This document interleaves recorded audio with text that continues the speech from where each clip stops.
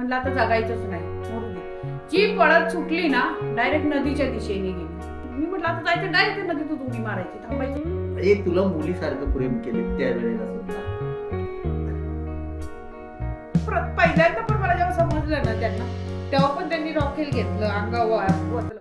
नमस्कार मित्रांनो, स्वागत आहे तुमचं आपल्या चॅनलच्या एका नवीन व्हिडिओमध्ये. तर मित्रांनो, आज आपल्या स्टोरीचा 8वा भाग आहे. तर आता स्टोरीची सुरुवात माझ्यापासूनच करते. तर हे सुटून आले इकडे मुंबईला.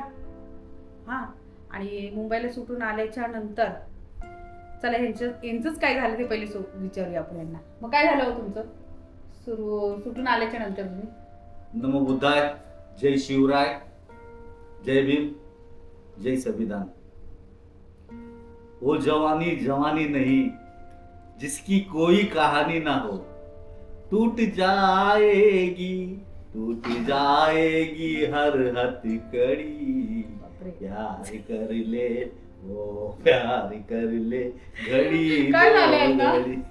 आठवण तिथे बोलायचं गाणं. गाणी बोलत होते असे. अच्छा, टाइमपास नव्हता ना, मग काय करायचं. ठीक आहे चला. मग मनापासून एकदम आनंदित झालो. उड्या मारल्या जेलमध्ये, डोळ्यात पाणी आलं. एवढं दिवस ते जेलने मला सांभाळलं आणि मग सगळ्यांना मी तिथून निरोप दिला. त्या लोकांनी मला खूप भरपूर समजवलं. नीट हे राहा, तिचं वय पूर्ण होतं, ती वय पूर्ण झालं की ती तुझ्याशीच लग्न करेल. आम्ही पाहिलंय ते समोर. तर मग एवढं बोलल्यानंतर आलो घरी आल्यानंतर आईने प्रेम माया केली. सर्वांनी आले, मित्रमंडळी आले. आणि मग काय होतं माहिती आहे का, जेव्हा जेव्हा आठवण यायची ना, व्यक्तीची आठवण आली ना, तर माणूस घायाळ होतो, घायाळ मनापासून. मग लागलो दारूच्या नादाला लागलो. मित्रमंडळ, दोस्ती गम भुलाने की दवा, थोडे टाइम तक का झोप लागण्यापुरतं बघ. आणि फिरत राहायचं. मित्रमंडळी असायची, पैसा नसायचा, दारूला इकडं तिकडं. म्हटलं आता काय व्हायचं, कसं व्हायचं. ही काय, एक दिवशी नशेमध्ये टकलच करून बसलो.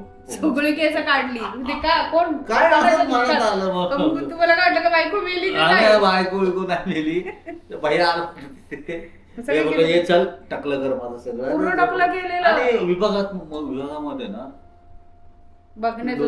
लोक पण ना, लोकांना पूर्ण काढली स्टोरी, काही लपणारी स्टोरी नाही. आणि पूर्ण विभागामध्ये पण ना संपूर्ण महिला वर्ग असेल किंवा ते म्हणजे बघायचे ना, त्यांना माहित होतं की हा खूप मानसिक ताणामध्ये, हा प्रेशरमध्ये. म्हणून मी कोणाला त्रास देत नव्हतो. मी माझ्या पद्धतीत असायचो, माझा नशा करायचो, फिरत राहायचो इकडं तिकडं. मग घरचे यायचे, मित्र घेऊन जायचे, पडत नव्हतो. आणि मग ते फोन बिन घेऊन काय आणि मी घरी आलो ना, लांब जात नव्हतो. मी तेवढं भागातच फिरायचो. फोन घेऊन कधी वाचल फोन कधी वाजायला, पण तो रिसिव्ह असं तसाच अख्खा फोन ते वरचं ऐकायचं रिसिव्ह ते घेऊन असं कानाजवळ असं झोपायचं. म्हणजे वाजलं की रात्रभर, दिवसभर. रात्र तर नाही मला माहिती रात्रीचं, पण अचानक आला तर काय नशा त्याच्यामध्ये येईल कधी ना कधी. पण ते नशे शुद्धीत तरी होते का? घरचे माझे एवढे परेशान झाले होते. म्हणून जाईल असे. भाऊ माझा, आई गरीब बिचारी साधी, काय मार्ग काढायचं. पण ते मला जीव लावायचे. नको करू, असं नको बोलू, सगळं होईल तुझ्या मनासारखं होईल. आणि एक दिवस मनासारखं होईल तुझ्या, म्हणजे सगळ्यांना. पण पैसा नाही जवळ, काय नाही. आता एवढं कोर्टाला कचेरीला पैसा खर्च केलाय. आणि आजकालच्या जगात मित्र जरी जवळ असलं पण काय करणार, ते सगळे कोर्टाचीच पैशाचीच बाब होती ना, कोर्ट कचेरी पुढची. असं दिवस चालले. माझं असं पूर्ण जीवन चालू होतं. आता हिलाही वेळ मिळाला पाहिजे ना तिकडनं फोन करायला. आता ती सांगेल माझं असं जीवन मी काढत होतो. फक्त का, तर हिचा एक फोन येईल, मग पुढची दिशा ठरवेल मी. हिचा फोन येतोय का, हिचं काय झालंय हे पण त्यांना, हिचं लग्न करून दिलंय का, काय समजतच नव्हतं. खबरच काय नाही, कोण सांगायलाच नव्हतं. असं झालेलं. ते माझ्या विभागात पण तिकडे जाऊन, माझ्या घराच्या इथे जाऊन उभे पण राहायचे. घराकडे बघत. पण काय फायदा, घराला टाळा, कोणच नाही घरातला. तिकडे चुलता होता, त्यांच्याशी काय बोलणं चाललं नाही, ते कशाला काहींच्याशी करतील आहे ना असं. आणि त्यानंतर काय झालं मित्रांनो, माझ्या गावाला ती मैत्रीण भेटलेली. त्या मैत्रिणीला मी असं चाललेलं फिरणं झालं, थोडं झालं, आत्मविश्वास जिंकला आईचा, वडिलांचा. मग तिने सांगितलं की माझ्याबरोबर काकू हिला पाठवा ना, माणगावला जायचंय मला जरा, कॉलेजचं काय काम आहे असं तिने काहीतरी सांगितलेलं. तेव्हाच्या काळी तेवढं आठवत नाही मला, पण तिने कॉलेजचं काहीतरी बाहेर सांगितलेलं की मला असं असं काहीतरी घेऊन यायचं, सर्टिफिकेट काहीतरी सांगितलेलं. तर आई बोलली जा, पण जा, ही लक्ष ठेवा, ही फोन बिन करल आईला. माझी आई एवढी हुशार, ही फोन करल कोणाला, त्याला फोन करत, तर मला सांग आल्यावरती सगळं. ती बोलली काकू बिंदास, अजिबात घाबरू नका, मी सगळं तुम्हाला सांगल, काही टेन्शन घेऊ नका, मी तिला सोडणारच नाही अजिबात कुठं. असं तसं झालं, ठरलं बाबा दिवस. मी खूप खुश, फटाफट कपडे मस्त चांगले ड्रेस बीस घातला, निघालो, रिक्षात बसलो. पण रिक्षा लवकर मिळायच्या नाही तेव्हाच्या काळी आमच्या त्या, तिथून तासभर तरी उभं राहावं लागायचं. हा, त्या रिक्षा शेअरिंगच्याच त्या, पण कमी होत्या तेव्हा. तर भेटली रिक्षा, बसलो, गेलो, उतरल्या पहिले एसटीडी शोधतोय, कुठं एसटीडी शोधली. तिला म्हटलं तू बाहेर उभी राहा, कोण येईल बघ, आपल्या इथलं कोण फोन बिन करायला येईल इकडे. कारण तेव्हा एसटीडी कशा तिथं तुरळक होत्या अशा थोड्या प्रमाणात. तर कोणी आलं गावातलं एखादा व्यक्ती काय तर आहे ना, तालुक्याला कशी येणं जाणं असतं प्रत्येक गावातील लोकांचं असं. तर गेलो, फोन लावला यांच्या घरी, यांना विचारलं कुठं आहे ती म्हणून. ते घरचे बरोबर त्यांनी माझा आवाज ओळखला, कोणी उचललेला फोन एवढा आठवत नाही, पण ते गेले पळत यांना कुठे शोधायला. अरे तुझा फोन आलाय, तिचा फोन आलाय, असे गेले. कुठं होते मग तिथून आणलं यांना. हे नशेतच होते तेव्हा मग नशेतच फिरत होते. कुठं आले माझ्याशी बोलले बिलले, असं तसं. मी सांगितलं बघा मी असं तसं झालं आता, आणि मी अशी मैत्रीण माझी भेटले मला एक, आणि तिच्या ह्याच्याने मी तिच्या सहाय्याने तुम्हाला फोन करायला आले, आणि मला जसं मिळेल टाईम तसं मी तुम्हाला फोन करत जाईल, आणि ह्याच टायमाला करत जाईल, कारण मला माहिती होती ह्याच टायमाला मला तालुक्याला यायला भेटल असं मी सांगितलेलं.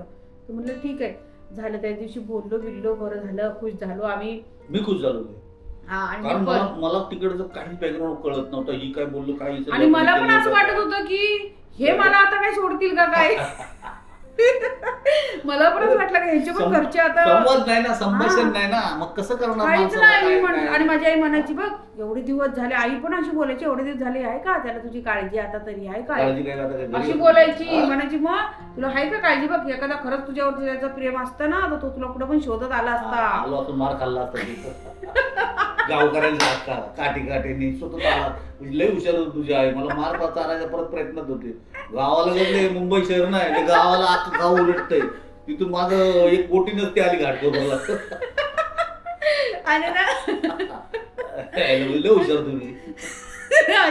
आला असता तुझा बाप एक तर पहिल्याच खतरनाक, तो ओरडाओरडी केली असते, आला सगळे गावकरी काट्यात आणखी कोयती माहिती घेऊन लागले असते मागे. कुठं पळणार तिला, गाडी नाही काय नाही काय, डोंगरातून पळू. आधी दारू पिऊन माझा पण आसक्तपणा झाला, जीव चालला होता. आणि आला काय शोधतो. अरे बापरे. तर अशी बोलत होती, म्हणजे ती माझं मन डायव्हर्ट करत होती यांच्यापासून तोडण्यासाठी अशी बोलत होती. तर मी म्हणलं की वा आला का नाही शोधत, तिला आता विचारतो बरं भेटू दे मला, मारायला मला. आणि अशी बोलत होती. तर कुठपर्यंत होतो आपण, तेच आई बोलत होती की आलं का नाही तुला प्रेम असतं तुझ्यावरती, तुला आला का मेसेज केला का. हा, तर मला असं वाटत होतं ना की हे पण मला विसरले का काय झालं. 5 महिने झाले, आता 4.5 महिने होऊन गेलेले. 5 महिने नव्हते पूर्ण झाले, 4.5 महिने झालेले. आणि असं म्हणजे झालं. तर मी म्हटलं आता काय करायचं. तर मला असं म्हणजे माझ्या मनाला एक अशी भीती निर्माण झालेली. पण फोनवर बोलली, बरं वाटलं. आणि मग त्यात मैत्रीण पण भेटलेली, बरं झालं म्हटलं. आता काहीतरी गाईडलाईन भेटली मला कुठून तरी थोडंफार, आता झालं.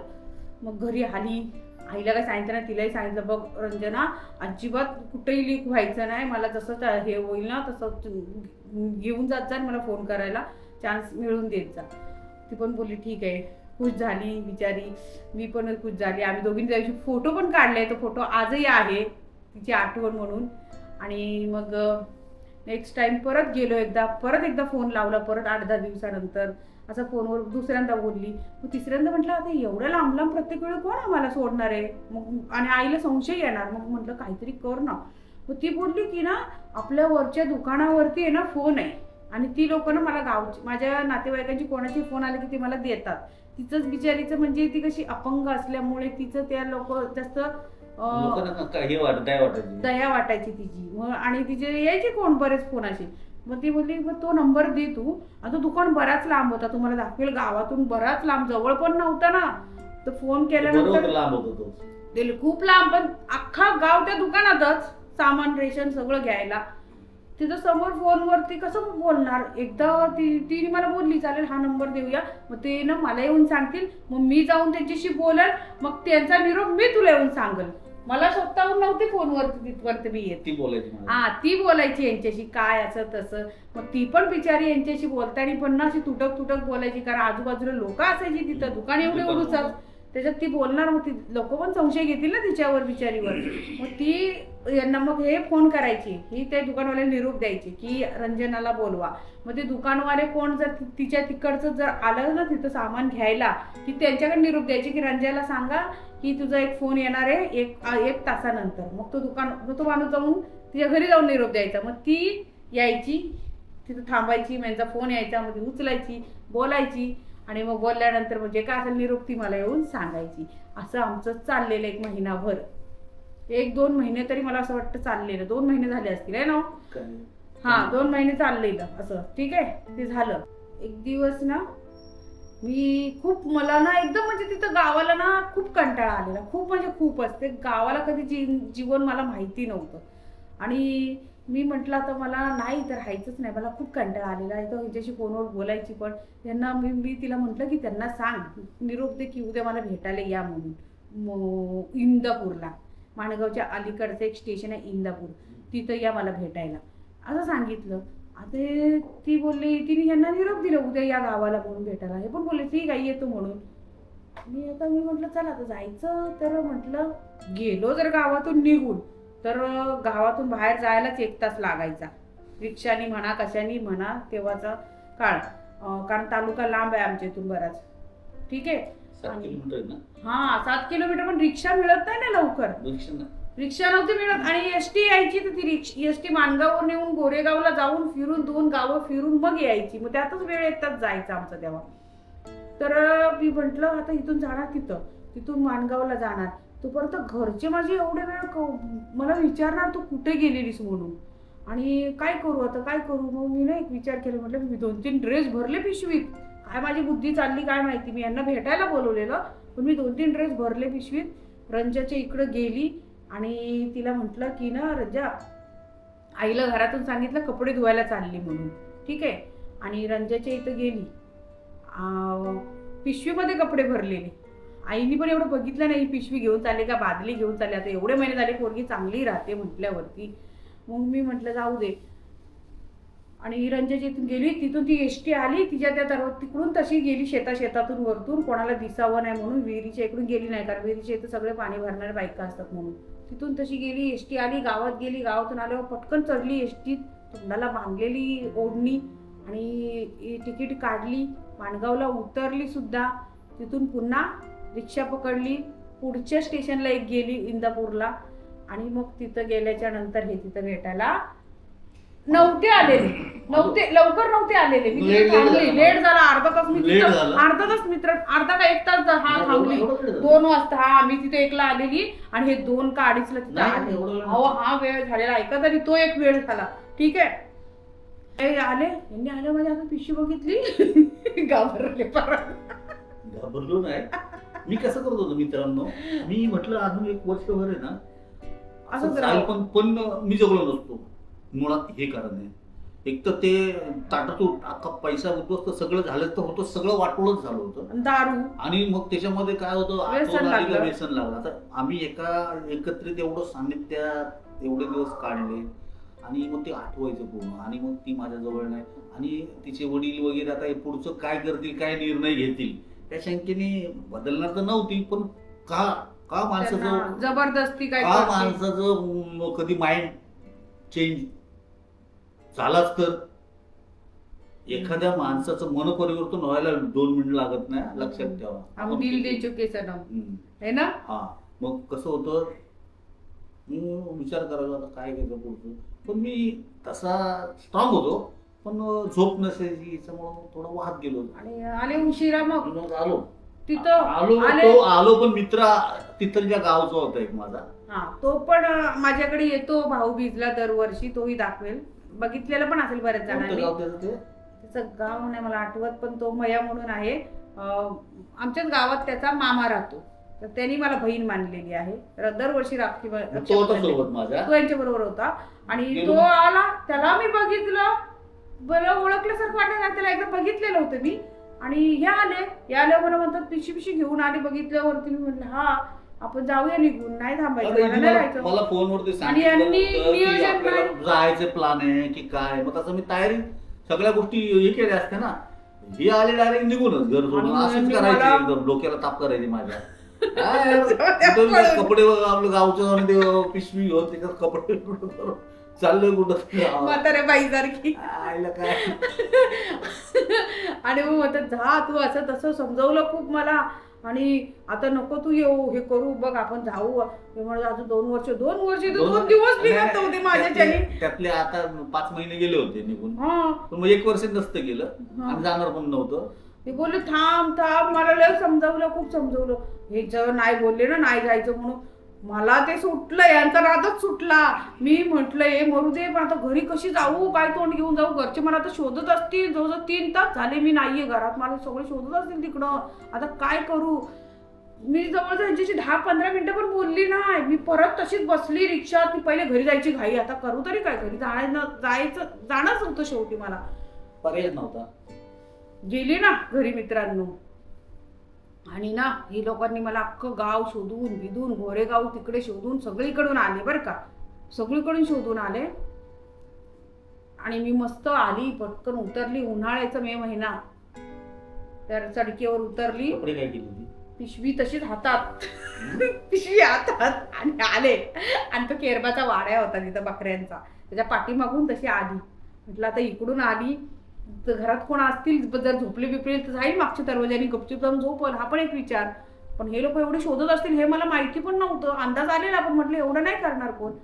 झालं, आली. वा, बाजूवाली ती जे घर आहे बघा, लालाची आई मी हाक मारते, त्यांचं जुनं घर होतं तेव्हा. त्यांचं मोठं अंगण होतं, घर मधोमधच होतं, असं टुमदार घर होतं असं. आली तिथून, ती सगळे दरवाजे तिथं तिच्या अंगणातच उभे. आईने बघितलं, हे आली आली आली आली, आईची ओरडली. सगळे तिथून असे त्या बांधाच्या इथून बघतायत. मी खालच्या साईडला, खालच्या शेतामध्ये, आणि ते वरचे शेत असा, त्या बांधावरून बघतायत. सगळे आले असे असे ते दरवाजे इकडून असे बघायला घराच्या इकडून. आणि आले पिशवी. आई म्हणते कुठे गेलेली.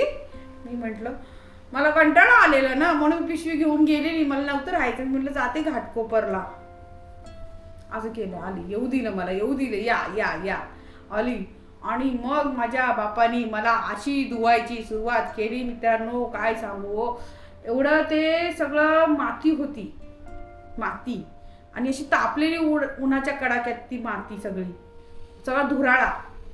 खाली तिथं लोळवून केस माझी धरून, जी मला मारतोय का जे भेटल त्याच्याने मारत सुटलाय. काठीने मारतोय, पायाने मारतोय, हाताने मारतोय, सगळे. आणि लोक सगळी सोडवतायत. आई सोडवते, माझा भाऊ होता बारका बाबू, तो सोडवतोय, ती लालाची आई सोडवते. नाही, वडिलांनी एवढं मला मारायची सुरुवात केली ना, लय मारलं, खूप मारलं, लय मारलं म्हणजे खूप. मी पण कशी कशी तडपडते, मी ओरडते जोर जोरात, नाही नाही तरी पण नाही, लय मारलं, लय एवढं ना. तर त्याच्या तावडीत मी कशी बशी निसटली. आणि लय मग डोकं फिरलं माझं. मी म्हटलं मरू दे आता, इकडे यांनी मला इथं रिटर्न पाठवलं, ते एक तर मग हे, आणि हे घरी आले तर हे मारतायत. म्हणलं आता जगायचंच नाही, मरू दे. जी पळत सुटली ना, डायरेक्ट नदीच्या दिशेने गेली. नदीच्या दिशेने गेली. म्हटलं आता बस झालं. नाही, मग डोक्यात मध्ये तो रागत, आणि जी स्पीडने एवढी पळते, पायात चपला सुद्धा नाही, ते पाय पण भासतायत माझे, पण ते पळते एवढी ना, तर मला समजत नव्हतं काय. मी म्हटलं आता जायचं, डायरेक्ट नदीतच उडी मारायची, थांबायचंच नाही. माझ्या भाव पाठीमागून लालाची आई पाठी चोळे पाटी पाठी कोंबडो. एवढं हसायला येतंय आणि वाईट पण वाटतंय बरं का. मला एवढं हसत हसत ही बाई सांगते, पण एवढं वाईट वाटतंय ना. पण ते पाठी माझे सगळे स्पीडनी पळतायत आणि मी पुढं एकटीच पळते. आणि ती ड्रेसची ओढणी कुठे गेली आणि मी एकटीच पळते खूप गेली पुढं. तुम्हाला दाखवलेला आहे व्हिडिओ बघा, आपला टायगर तिथून चाललेला दाखवेल. ती तळ ते तळापर्यंत गेली मी. माझा भाऊ होते थांब ओरडतोय जोरदार, आई ओरडते पाठीमागून. तरी पण मला पहिल्यापासून मी पळण्यातले चपळ, शाळेमध्ये माझा धावणीमध्ये पहिला नंबर यायचा बरं का, म्हणून माझा पळायच्या बाबतीतला स्पीड होता. नाही पण तू त्याचे पाय लांब आहेत ना टांगा अशा बाबूच्या. हा तो मोठा आहे ना माझ्या. उंच आहे तो उंच आहे. त्यांनी असं हे करून मला पाठीमागून जे अशी हात पकडून हे असं ड्रेसच पाठीमागून जी खेचली नक्कीच खाली अशी आपटली मी त्या हाडकणी. पडल्याच्या नंतर पण मी त्याला एकदम झटापटी करायला लागली, सोड म्हटलं, मला जगायचं. मग चालली म्हटलं. तो म्हणतो गप त्यांनी कसं हे केलं, पकडून ठेवलं जाम. ती आई आली, ती लालची आई आली, मग त्यांनी पण मला जाम धरलं आणि सगळ्यांनी ओढत मला घरी घेऊन गेले परत. काय सांगताय. थोडीशीच नदी आलेली जवळ, म्हटलं आता जाते या इकडून नाही जाणार, इकडून जाणार म्हणलं. डायरेक्ट नदी छापकणी उडी मारणार म्हणलं, यांना पण भेटीच नाही पाहिजे. बरं एवढा त्रास काढला मला खूप. एकदम माझं मन मला घरी, मला मुंबईची जरी मुंबईला जरी असते ना राहायला तरी काही नसतं, पण त्या गावात नेऊन ठेवलंय. त्या गावात ना कसं सुख सुविधा ना काय आणि त्याच्यामध्ये हे असं डोक्याला टेन्शन, राहूशीच वाटत नव्हतं. माझी चुकी नाही झाली, नाही यांची चुकी नाही. त्यांनी पूर्वतयारी त्यांना एवढं पहिले त्यांनी दुःख भोगलेलं. आता कोर्ट जेल बघितलं एवढं सगळं आणि लगेच परत घेऊन जायचं. काय करणार. त्याचे घरचे त्यांची बोलायला लागले की, म्हणजे ती सांगत होते घरचे बोलले तर वय होऊ दे आता नको, परत तुला नेतील, परत तुझ्या घरच्यांनी कंप्लेंट केली तर काय होईल असं, म्हणजे ते भीती एक होती. कारण त्यांना वाटायचं नाही घरचे काही करतील, त्यांना तर म्हणजे व्हायचं. असं झालं. घरी गेली, मग आणलं मला घरी. 1 वर्ष निघून जातील मला लोकही सांगायचे, मित्रही सांगायचे. घरचे नव्हते एवढं बोलत. घरच्यांना माहिती हा कराल तर करू, आमचं नाही करणार. हा याच्या डोक्याला सांगणार, हा याचे लोक भेजा फिरला तर मग हा काही करू शकतो. आणि घरी गेली. मग घरी गेल्याच्या नंतर गॅरंटी नाही. घरी गेल्याच्या नंतर मग बसली संध्याकाळपर्यंत, 5-5:30 वाजलेले. रडत होती, लय रडत होती, एकटीच रडत होती. यांची आठवण येते, आई वडील असे करतायत ते सगळं एकदम हे झालं. आणि मग म्हटलं आता नाही, म्हटलं इथं राहायचंच नाही, कुठं जायचं पण नाही, मरू दे. ते घरात ना मुंग्यांची पावडर होती आणि खडू पण होता ह्याचा मुंग्यांचाच, लक्ष्मण रेषा होती आणि ती पावडर पण व्हाईटवाली होती. ती सगळी एका ग्लासात टाकली, तर मुंग्यांचा खडू पण असं बारीक केला, एकदम पावडर केली त्याची, ती पण टाकली त्याच दिवशी. त्याच दिवशी घरी गेल्यावरती म्हटलं नाही आता नाही जगायचंच नाही, आज काही होऊ दे म्हटलं. वडिलांचाच लय राग यायचा, कारण ते प्रत्येक वेळी ना कधीच मला ना म्हणजे असं प्रेमाने मला त्यांनी समजून घेतलं नाही. आणि नाही प्रत्येक वेळी म्हणजे त्यांनी पहिली पण जेव्हा समजलं ना तेव्हा पण त्यांनी मला ना मारलं. तर आता कशाला रडते. वडिलांची आठवण आली बघा. वडील असतात ते रागिष्ट आहेत पण प्रेमळ ते असतात. काही कुठले आई वडील मुलाचं नुकसान नसतं करत. त्यांना वाटायचं अजूनही त्यांनी त्याचा साथ सोडावी, नाद सोडावा असं वाटत असेल. एवढं करतोय मग ती वैतागायचे आणि थोडेसे तापड स्वभाव होते. अरे हम तुम्हारे पिता है, हमने तुम्हें तुला मुलीसारखं प्रेम केले त्यावेळेला सुद्धा. नको रडू चल. म्हणजे त्यांनी ना मला कधी असं म्हणजे मुलीसारखं समजावून जर सांगितलं असतं ना तर मी सुधारली पण असती त्याच्यातून. नसती सुधारली. विचार नसता गेला, शांत राहिले. पण त्यांनी पहिल्यांदा पण मला जेव्हा समजलं ना त्यांना, तेव्हा पण त्यांनी रॉकेल घेतलं, अंगावर ओतलं. त्याच्यामध्ये ना माझा ना तिरस्कार वाढत गेला, प्रेम कमी झालं त्यांच्याबद्दल. ह्यांच्याबद्दल प्रेम आदर वाढत राहील असं झालं. जर तीच गोष्ट त्यांनी प्रेमाने मला सगळी सांगितली असती ना, सोडून नसती गेली मला इथं प्रेम बघावं लागली असती. पण असं ते ना सारखं मला ना असं म्हणजे मारायचे सारखं.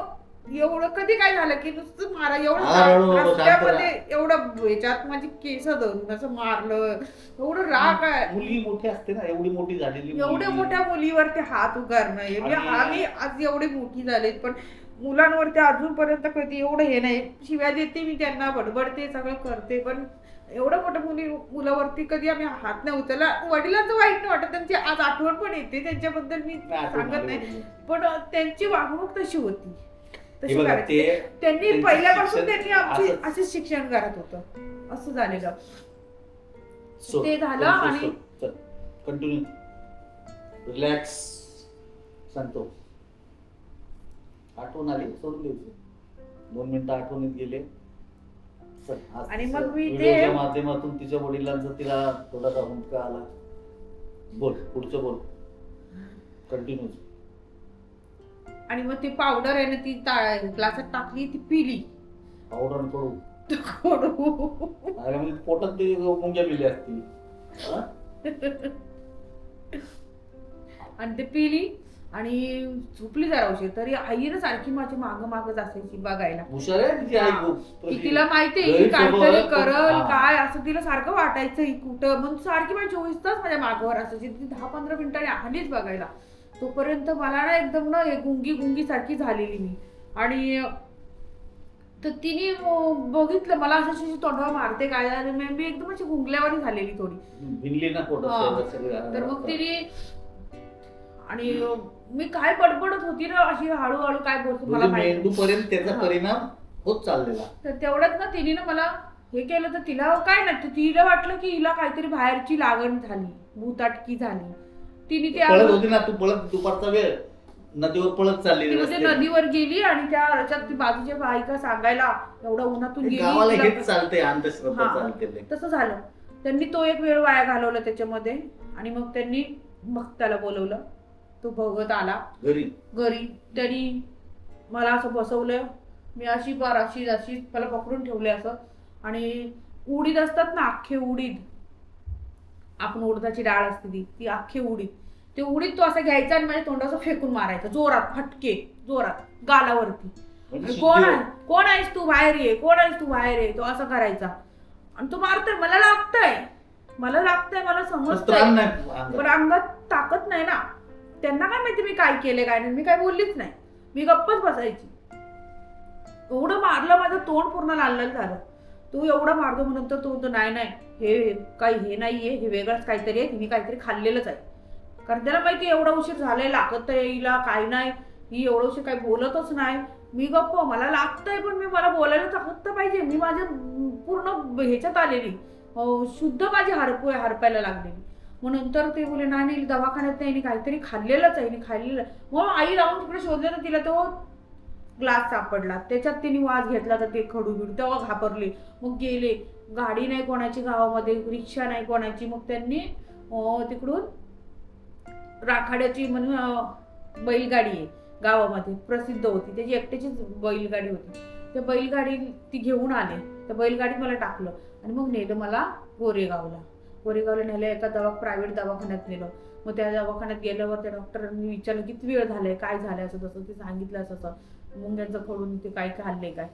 मग तेव्हा त्या डॉक्टरनी काय दिलं औषध, काय दिलं मलाच माहिती, पण मला उलट्या झाल्या. मला एवढं जास्त प्रमाणात नव्हतं झालेलं, वेळ नव्हती झालेली आणि जास्त नव्हतं घेतलेलं. कसं आहे, ते औषध पॉवरफुल नव्हतं, जास्त पॉवरफुल नव्हतं. खडू आळा होता, खडू सुद्धा होता ना. हे काय, ते जर पॉवरफुल असतं ती 1-1.5 तासामध्ये तर ते झालं. त्यांनी इंजेक्शन ती दिली, वाचली गोळ्या ती. दिल्या, उलट्या झाल्या, ते झालं. मग नंतर घरी आता आलं जर पॉवरफुल औषध मिळालं असतं त्यांनी पिलीच असतं. आणि मग त्याच्यानंतर मग त्यांनी काय केलं, घरी आल्यापासून मग तेव्हापासून गप्प राहायला लागले, मग जास्त काही नाही. आणि मग समजायला लागले. मग आई मला म्हणते तुला जायचं होतं तर मला सांगून जायचं होतंच ना, मी का तुला नसतं पाठवलं का, तू सांगायचं होतं मला त्याला भेटायला जायचंय म्हणून, सांगायचं होतंच ना.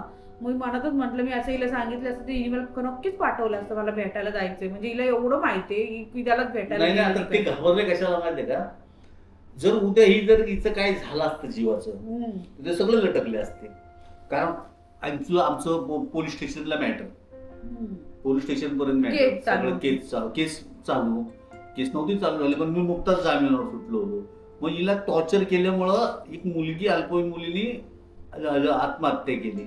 मग तिच्या विषय झाला असता. आता काही करू तपास असतात, त्याच्यामध्ये कळालं असतं खूप मारहाण होत आणि होती, मग हे ते होत पण होतं, ते झालं. लटकले असते. मग ते घाबरायला लागले. ते घाबरले आणि त्यांना माहिती मुलीने काय केलं ती मरून जाईल उद्या मरून फुकटची. जाईल. एक दोन कारण. हा मग झालं त्याच्यानंतर तसंच राहिलं. झालं त्यापासून जरा चांगले चांगले वागायला लागले. 4-5 दिवस झाले मी कोणाशी बोलली नाही, काय नाही, गप्पच आपली. मग नंतर झालं राहायला लागले. मग तेवढ्यात ती जी आत्या होती ना मुलुंडची, तिच्या मुलीचं लग्न ठरलं मुंबईला. जी मी तुम्हाला बोलली ना, जी गद्दार निघाली, सगळ्या माझ्या खबरी तिने सगळ्या पसरवल्या. तिनेच केलं सगळं ते वाटवलं तिनेच केलं. कारण मी जे तिला सांगायची ना ती सगळं सांगायची. नाही ती सांगायची ती तसं नाही करायची. ती तिचा तुझे वडील आहेत ना पप्पा, ते तिचं ऐकायचंय, हे मुळात चुकायचं. ती येऊन सांगणार, मग तुझे वडील तसेच वागणार. त्या आत्याच ऐकायचं. आत्याचं ऐकायचं. आत्या ती मुलीचं आग लावायचं काम करायचं. अजून एकाचं असेल ना एवढंच ती एवढं करून सांगायची. ते झालं. ती आली आत्या आली, मला बोलली चल तुला लग्नाला मी नेते म्हणून. आईला बोलली हिला घेऊन जाते मी लग्नाला, तिच्या लग्न आहे, तिला करवली म्हणून कोण नाहीये, चल अशी बोलली. तर म्हणलं चल तेवढा चान्स भेटेल यांच्याशी भेटायचं तिकडे मुलींना काहीतरी करून यांना बघल तरी, असं एक विचार केला. त्याच्यानंतर आलो मुलुंडला. येताना मुंबई आम्हाला गाडी पण नव्हती, तर आम्ही ॲम्ब्युलन्स मधून आलेलो तेव्हा. हे मला आठवते. ॲम्ब्युलन्स आलेली कोणाची तरी बॉडी त्या गाडीतून, त्याच्यातून आम्ही आलो. एवढं म्हणजे मे महिन्याचा गर्दी असते ना गाड्यांना, त्यामुळं आली तिथं. त्याच्यानंतर मी त्या माझ्या बहिणीला, ती आत्याची मुलगी आहे, तिला म्हटलं की हे बघ आता तुझं तर लग्न होणार आहे, मग तू आता शेवटची जाशील निघून, मला काय तू परत भेटणार नाही, तर जाता जाता एक चांगलं काम कर, मला फक्त एकदा त्यांच्याशी कॉलवर बोलायचं. मी त्याच्या म्हणजे यांना ना जसे भेटले तेव्हा मी यांना आवाज घालायचे, कधी आरे तुरे केलं नाही. एक सांगतो मी सांगतो. ही पहिल्या क्षणाला भेटली ना तेव्हा फक्त मुंडकी हलवली, तेव्हा काहीच बोलली नव्हती, बस एवढंच. आता एवढं नंतर आजपर्यंत तिने मला आरे कारे माझ्या नावाने अजूनपर्यंत नाही. मला एवढा तिच्यावरती हे ना एकदम गर्व आहे की तिने कधीच मला ना आरे कारे उठरे बसरे हे शब्द नाही, आवाज करते तेव्हापासून. प्रेम असून सुद्धा, प्रेमामध्ये माणसं कसं नावाने हात मारतात तसं नाही, अजूनपर्यंत नाही तिने मला बोलली, हे खरं. तर त्यानंतर मग तिला मी असं बोलली की माझं जाता जाता एक माझं चांगलं काम कर, मला फक्त ना एकदा फोनवर बोलू दे. तर ती बोलली ठीक आहे, इथं बाजूला आहे ना तिथं एक फोन आहे, ती माझी मैत्रीण आहे, मी तिच्या घरी जाऊन तिला देते लावून. गेले तिच्या इथं. गेल्याच्या नंतर ती दरवाजात उभी राहिलेली, फोन लावलेला, तेवढ्यात ती आत्या आली वाटतं, तर तो झाला कट पटकन. बोलणं काय झालं नाही त्या दिवशी, ठीक आहे. मग नंतर घरात त्या आत्याचा फोन होता, ती आत्या सारखी नजर ठेवायची माझ्यावर, फोनवर बोल. तरी मी फोन लावला फोन यांच्याशी बोलणार, तेवढ्यात ती आली आणि तिने माझ्या हातातून फोन जो घेतला आणि यांच्याशी बोलायला लागली, शिव्या द्यायला लागली. हिच्या इकडून शिव्या, यांच्या तिकडून शिव्या. तिने आता माझ्या डोक्यातच गेली होती. मी माझं जे टार्गेट होतं फक्त आमचं दोघांचं सुखी संसार करण्याचं, पण मग त्यातून निष्पन्न असं झालं असतं की माझ्या हातून दुसरंच काय घडलं असतं. स्त्री नसते, एक स्त्रीचा सन्मान करतो आपण, स्त्रीला कधी आपण प्रत्युत्तर करत नाही, पण तिकडनं जे शिव्या टाकायला सुरुवात केलं ना, मग माझ्यातला सैतान जागा व्हायला मी सांगितलं ना, दिल के बहुत अच्छे, बाकी दिमाग की गॅरंटी नाही आपली. तिला असा सांगितला रामरट्टा, तिने लय शिव्या दिल्या ह्यांनी. तशी तिने लगेच, आई पण होती माझी, हळदीचा दिवस होता त्या दिवशी, आदल्या दिवशी. तर आई म्हणते बघा वय, ती आत्या सांगते बघा वहिनी किती शिव्या देते, बघा. आईच्या कानाला लावला तिने असं फोन, आणि माझ्याकडे असं रागाने पिलेलेच असेल, पिण्याच्या नशेत दिले असेल. ते झालं. नंतर मग माझ्याकडे बघायला लागलं, मला मग बोलते बघ किती शिव्या देते, बघ आज मला देते, उद्या तुझ्या वडील बापाला देईल, आईला देईल, काय ते असा पाहिजे तुला पोरगा, अशा पोराशी तुला लग्न करायचंय. तर मी गप्प, मी काहीच नाही बोलली, जाऊ दे. झालं लग्न, दुसऱ्या दिवशी लागलं. पकडला फोन तुझा, कॉन्टॅक्ट करतो. तिने मला पकडलं पटकन, कारण पडदा लावलेला होता, दरवाजा नव्हता लावला, तिचं घर छोटं असं झालं. मग गेलो, तर नवरीच्या घरी गेली, ते झालं. नवरीच्या घरी मी गेली, काय झालेलं, नवरीचं सामान बिमान काय होतं ते गावी न्यायचं होतं बरं का त्या बहिणीचं, आणि ते लोकांना जायचं होतं रत्नागिरीला. तर ते बोलले तुम्ही आता उद्या एसटीने जाण्यापेक्षा आपल्या टेम्पोतूनच जाऊ आपण सगळीजण. तर आई बोलली चालेल. मग एक दिवस थांबले ते, आणि मग ते लग्न झाले दुसऱ्या दिवशी सगळं ते सामान भरलं आणि ते टेम्पोनी गावी जाणार होते. तर आम्ही त्या टेम्पोतूनच गेलो, रात्रीचं उतरलो तिकडे माणगावला आणि तिथून उतरून आम्ही रिक्षाने घरी आलो. ती रात्र घरी झोपलो आणि दुसऱ्या दिवशी त्या 2 दिवस त्या लग्नामध्ये गोंधळामध्ये झोप नव्हती पूर्ण म्हणून मी झोपली. मी 1:30-1 वाजता उठली. आई सकाळपासून उठवते, उठ ग करते, मी काय उठत नव्हती. आणि त्या पिरियडमध्ये काय झालेलं, जेव्हा मी आत्याकडे गेली ना 2-3 दिवस आधी, तेव्हा माझ्या आईने काय केलेलं, माझे अख्खे ड्रेस शोधलेले आणि मी ते ड्रेस काय केलेले माहितीये, सगळे रंजनाच्या घरी नेऊन ठेवलेले. रोज कपडे धुवायला जायची, रोज एक ड्रेस, एक पायजामा, एक ओढणी असं करून तिच्या माळ्यावर लपून ठेवायची. का? मी म्हटलं कधी यांच्या घरातून काही झालं, म्हणजे ते औषध वगैरे पिलेली नाही का. त्याच्यानंतर मी तो तसंच खेळ चालू केलेला. म्हटलं यांच्याकडे राहायचंच नाही, तर कधी वेळ आली ना यांच्यावर जायची पटकन, माझे कपडे पाहिजे. कारण मी माझ्या कष्टाने ते कपडे सगळे घेतलेले होते गावाला. मी काम 5 महिने करून चांगले, मला ड्रेसची शौक आहे पहिल्यापासून, सांगितलं तुम्हाला पहिल्यांदाच. तर मी ते सगळे ड्रेस चांगले माझे जे भारी भारीचे ड्रेस होते सगळे, तर मी सगळे त्या रंजनाचे इथे ठेवलेले तिच्या माळ्यावर लपून. कारण मी म्हटलं हे ड्रेस जर अरे का तर आमच्याकडे पैसे नाही. आता आई आली तर मी कुठून हिला ड्रेस घेऊ काय, म्हणजे काय जे वांदे. आणि म्हटलं हे माझ्या आई सगळे कपडे तिच्या भावाच्या पोरींनाच देणार, हे तर मला माहित होतं भिवंडीला तिच्या भावाच्या पोरींना देणार म्हणून मी तो एक तसं तिच्या घरात, म्हणजे जेवढे चांगले ड्रेस आहेत ना 7-8 ड्रेस तिच्या घरात सगळे लपून ठेवले. आणि रोजचे वापरायचे ते अर्धे मुंबईला होते माझे ड्रेस, ते काय आणलेलेच नव्हते. मला मुंबईला आणलंच नाही, जसं पकडल्यापासून 5 महिन्यापासून तिकडच असं झालं. तर म्हटलं आता हे गावाला जे मी शेतामध्ये काम करून जे ड्रेस घेतले ते तरी कशाला म्हटलं सोडून जाऊ मी असेच, आणि यांच्याकडे गेल्यांना कशाला त्रास अजून, मला नवीन कपडे घ्या हे घ्या. अगोदरच मलाही कळतं त्यांची परिस्थिती थोडीशी नाजूक झालेली आहे, असं झालेलं. तर मी ते ड्रेस सगळे लपून ठेवलेले. आणि मी जेव्हा आत्याकडे गेली लग्नाला, तेव्हा त्या आईने माझे सगळे कपडे शोधले, माझे कपडे एकही मिळेना तिला. आणि मग ते झालं. तर मी गावाला जशी आलो ना आम्ही टेम्पोतून, झोपलो. सकाळी ती उठवल्या मला. आणि माझ्या आईची अशी सवय फडके फड, पटकन निर्णय घ्यायचं, 120ची स्पीड धरायचं आणि पळत सुटायचं, ही आईची सवय. हे उठ ते तुझे कपडे कुठे आहेत? म्हटलं कसले कपडे? हा ते तुझे एक ड्रेस नाही घरामध्ये, कुठे नेलेस तू, कुठे टाकलेस तू? बापरे, घाबरले ना मी. म्हटलं झालं आज परत मार खायचा, आता झालं. म्हणलं आता काय करू? मी म्हटलं आहेत ना माळ्यावर ठेवलेत. तर म्हणते नाही चल दाखव मला, चल. म्हटलं थांब मला तोंड बिंदू धुऊ दे, आंघोळ करू दे, दाखवते आहेत माळ्यावर. म्हणजे मी अख्खा माळा शोधून आली, एक पण ड्रेस भेटला नाही तुझा, कुठे नेलेस, कोणाकडे ठेवलेस? प्रश्नांचा भडीमार चालू झाला.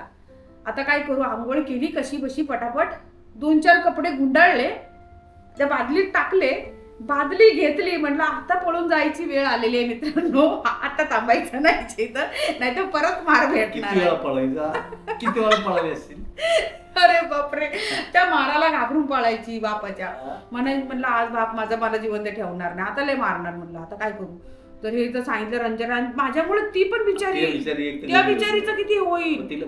तिला अगोदर त्या लोकांनी टार्गेट केलेलंच होतं. तिचं नाव नव्हतं ओपन झालं नव्हतं. ऐका ना, गेलेली ती बाजूची काकी तिच्या घरी गेली विचारायला तिला, कुठं आहेत तुझ्याकडे आहेत का कपडे? ती म्हणजे माझ्याकडे कशाला असतील बाबा, शोध. गेलेली ती, तिचं सगळं शोधून आली माळा बिळा. पण तशी त्या बिचारीनी ते कुठल्या पेटीत लपून बिपून त्या फाट्यांमध्ये ठेवलेली तिने ती पिशवी. हो माझी अर्धी नाही ना. पण ती आई मला विचारते, नाही. मी म्हणलं अगं थांब. मग मी बोलली थांब, मला आई कपडे धुवून येते, मी माझे ड्रेस आहेत मुंबईवर आलेले, धुवून आले. अगं आहेत, कशाला टेन्शन घेते, आहेत ना माझेच कपडे, मलाच घालायचे आहेत ना, तू कशाला एवढे करते? ते आईचं नुसतं तेच, तू कपडेच दाखव मला, कपडेच दाखव. आता काय करू? ते दुपारच्या 2च्या उन्हात मित्रांनो तुम्हाला सांगते, जी मी त्या रंजनाच्या घरी गेली. रंजनाला म्हटलं रंजना आता मी शेवटची चालली बाई, म्हटलं आता नाही थांबत, कारण ना ते कपड्यावरून घरातलं इश्यू झालाय आणि आता मला पुन्हा मार भेटणार आणि आता परत काहीतरी होईल. आणि त्याच्या आधीची परिस्थिती तुम्हाला सांगते माझी, म्हणजे ते एक झालेलंच होतं, तो एक निमित्त भेटला मला पळून जायचा. पण त्याच्या आधी जी काकी आहे ना बाजूची, तिने एक स्थळ आणलेलं माझ्यासाठी. ते स्थळ आणलेलं तिने एक, तिच्या चुलत्याचा मुलगा होता कुठं वडाळ्याला राहणारा. तर तिने त्यांची कुजबूज चाललेली आणि मी ऐकायची. ती सांगायची चांगला मुलगा आहे बाया, घरापर्यंत नव्हता आलेला, पण ते चाललेलं बाया चांगला मुलगा, आपण बोलूया का बघायला, असं तसं. हा मग तेच झालेलं. मग ते बोललेली आई थांब आम्हाला लग्नावरून येऊ दे, लग्नावर आलो ना की आपण जाऊ बघू, चांगला आहे बाया, ती बिल्डिंग मध्ये राहतो, मस्त आहे बाया, असं तसं ती सांगत होती तिला. कामधंदा अरे चांगला मेरा क्या करतो. हुआ? आणि मग ते झालेला तो एक मित्रांनो किस्सा सांगायची विसरली तुम्हाला. तर ते आधी चाललेलं त्यांची बघाबघी, गावात पण एक कोणतरी बघितलेलं. तर मी म्हटलं मी गावामध्ये काय इथं काय भात लावत बसू, मी कधी कामं नाही केली आपले, मी उगाच एक मन वळवण्यासाठी आणि मनाचं करमणूक होण्यासाठी आणि वेळ माझा जाण्यासाठी मी ती भात शेती लावायला गेलेली. पण तो माझा पेशा नाही, तो पेशच धंदा नाही, धंदाच नाही माझा तो. कारण आयुष्यभर तिला भात लावावा लागला असता. कारण लागला तिथं असता. काहीच उदरनिर्वाहाचं याच्या गावात साधन आता नाही. काहीच साधन नाही.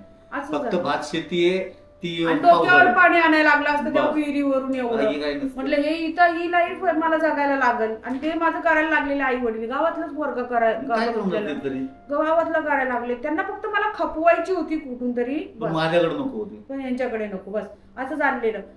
ते झालं. नंतर तिने ते आणलं, म्हणजे मग तो चांगला आहे, मुंबईचा मुलगा आहे, बिल्डिंग मधला आहे, असं तसं. मी काहीच बोलली नाही. मला पण बोलली तिने असं असा चांगला आहे बघायचं का आपण, करूया तुझं बोलव ग. त्या माझ्या काकीला बोलली बोलव ग, सांग तिला आपण जाऊया, थांब लग्नावरून येऊ दे मग जाऊया. तो एक निमित्तच होता मला. आणि त्याच्यामध्ये हे असं झालं. ते तर मी कसं पण केलं असतं हे की जाऊ दे मला नाही करायचं काय असं, ते नंतरचा भाग होता. पण हे कपड्यांवरून झालं ना सगळं घोटाळा परत. म्हणलं झालं आता लय मार खायला लागणार. आणि मी लय घाबरायची तेव्हा माझ्या वडिलांना, एवढी घाबरायची नाही कारण त्यांचा मारच तसा होता. म्हणलं नाही. मग रंजनाच्या इथं गेली, रंजना सांगितलं. रंजना म्हणजे तू कशी जाणार, म्हणलं बघ बॅगेत मी घेतले ते माझे ड्रेस आहेत ना तुझ्याकडे सगळे राहू दे, ठेवले, तिच्याकडे ते ठेवले. तुझ्याकडेच ठेव. म्हणलं ते आता घेऊन नाही जात मी आता बॅगेत मला फक्त 2-3 ड्रेस घेतले आणि ते कपडे धुवायची बादली घेतलेली, त्या बादलीमध्ये ती पिशवी टाकली माझी ड्रेसची. आणि ते कपडे धुवायचे जे होते ते वर ठेवलेले. नाही ब्रश घेतला, ना साबण घेतला, ना काय घेतला. आणि तशीच गेली तिकडून, तशी तिच्या घराच्या तिथून असा वळसा मारून नदीच्या दिशेने, उन्हातून 2 वाजता. आता आईला वाटलं गेले, उठले उशिरा, गेली कपडे धुवायला. गेली तिथं ते आंब्याचं झाड होतं तिथं, तो झाड दाखवेल तुम्हाला, तुटला तो झाड पण आता नाहीये, पण ती दाखवेल तो बांध. तिथं ठेवली ती बादली. त्या शेतामधून तशी गेली. कालवा, रस्त्याच्या पलीकडे कालवा, जिथं कपडे धुवायला पहिले जायचो ना आम्ही, तिथं कालव्याला पाणी नसलं की आम्ही नदीवर जायचो आणि कालव्याला असलं की नदीवर नाही जायचो. असं त्या कालव्याच्या तिकडे गेले. ठीक आहे मित्रांनो. कालव्याच्या पुढं होता उंच डोंगर, पूर्ण आमचा रान, जंगल. तो जंगलही ते आपण गेल्या वर्षी बघा त्या धबधब्यात गेलेलो, तोच तो धबधबा, तोच तो उंच डोंगर सगळा. त्या डोंगरातून मित्रांनो मी कशी गेली आणि कुठे गेली, आणि मला त्या जंगलातून जाताना काय काय प्रवास करावा लागला, काय काय सहन करावा लागला, आणि ते किती किलोमीटर होतं ते सगळं उद्याच्या भागात तुम्हाला नक्की सांगेल मी. तर मित्रांनो आजचा व्हिडिओ इथपर्यंतच होता. तर तुम्हाला हा व्हिडिओ कसा वाटला नक्की कमेंट करून सांगा. तर भेटूया उद्याच्या आणखीन एका नवीन व्हिडिओमध्ये. तोपर्यंत गुड नाईट आणि बाय बाय.